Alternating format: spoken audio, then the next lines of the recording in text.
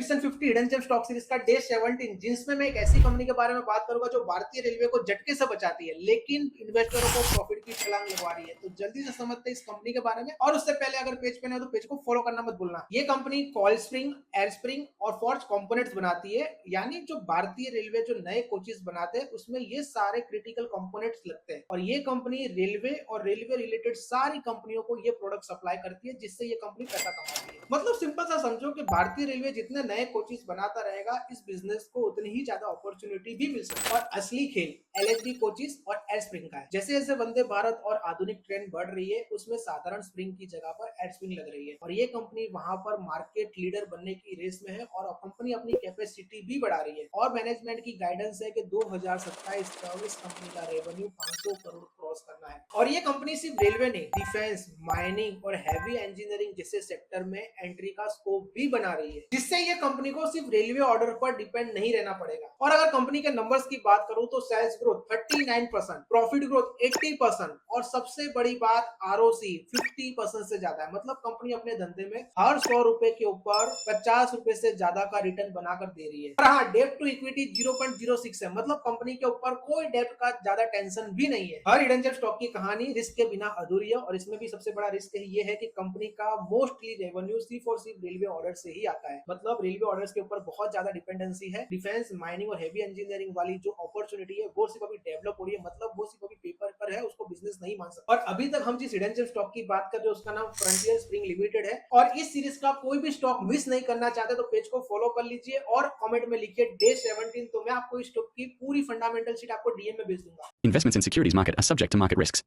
Please consult your financial advisor before making any investment decisions.